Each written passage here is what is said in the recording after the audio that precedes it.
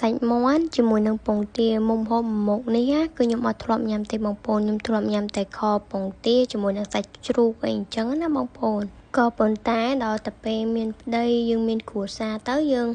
មិននៅជាមួយគាត់គឺគាត់ខសាច់មាន់ជាមួយនឹងពងទាញ៉ាំអញ្ចឹងខ្ញុំមានអារម្មណ៍ថាប្លែកម៉េះអញ្ចឹងឥឡូវគឺដល់វគ្គគឺគាត់ជាអ្នកចូលធ្វើចុងភៅហើយខ្ញុំនឹងភ្លុះស្នាដៃរបស់គាត់ព្រោះខហ្នឹងគឺខ្ញុំញ៉ាំជាលើកទី1ខ្ញុំអត់ដែរញ៉ាំខសាច់មាន់អីទេហើយខសាច់មាន់ហ្នឹងមុននឹងគាត់យកទៅដាក់ខក៏គាត់បានលាយគ្រឿងជាមួយនឹងដំមើមខ្ទឹមដែរច្រាមើមខ្ទឹមឲ្យវាឈ្ងុយបងប្អូនឥឡូវគឺខ្ញុំមកប្រាប់ពីវិធីធ្វើឲ្យពងទាហ្នឹងវាបកងាយស្រួលបកអត់ជាប់ពេលដែលបងប្អូនដាក់វាស្ងោរហ្នឹងគឺបងប្អូនត្រូវតែបន្ថែមអំបិលវាដើម្បីឲ្យស្វកវាហ្នឹងវាស្រួយវាងាយស្រួលបកហើយមួយវិញទៀតគឺពេលដែលយើងបកទៅវាអត់ជាប់សបកជាមួយសាច់ទេបងប្អូនគេច្រើនគេដាក់អំបិលនៅពេលដែលពងទានឹងវាថ្មីបងប្អូនប៉ុន្តែបើសិនជាយើងអត់ដឹងទេយើងអាចដាក់អំបិលវាក៏បានដែរវាងាយស្រួលបកនេះបងប្អូនបន្ទាប់ពីខ្ញុំបកវារួចហើយគឺវាចេញមកគឺឡងអញ្ចឹងវាជាប់សាច់ទេអញ្ចឹងទៅពេលដែល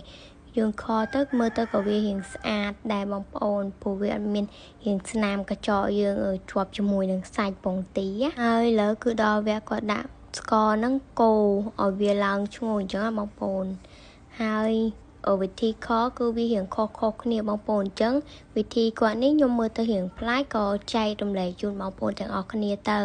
មួយវិញទៀតវិធីខរបស់គាត់នេះលឿនទៀតបងប្អូនគាត់ខតែមួយផ្លែតែគាត់កូរ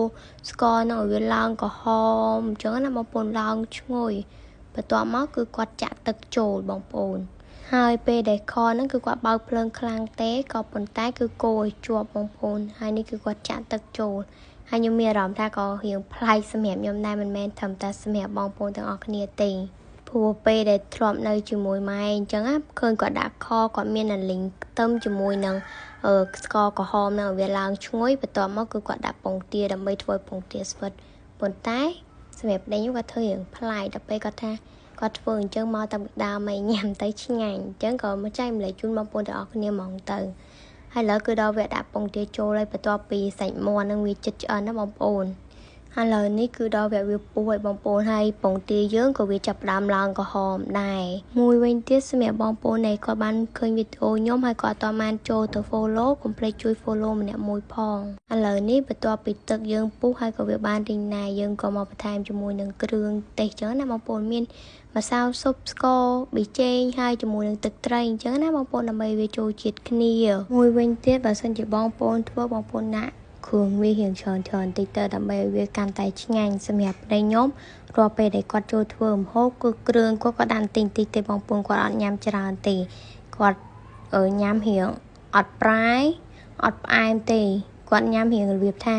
រៀងឡំមិនថាទឹកស្លឬមួយក៏អីទេបងប្អូនគឺគាត់តែងតែធ្វើអញ្ចឹងទាំងអស់ឥឡូវនេះគឺរួចរាល់ហើយបងប្អូនមិនដែលបងប្អូនតំណងអត់សម្រាប់ខ្ញុំគឺមើលទៅវាក៏ហមប៉ុន្តែវិធីធ្វើក៏វាលឿនដែរបងប្អូនចង់សាកអាចសាកបាន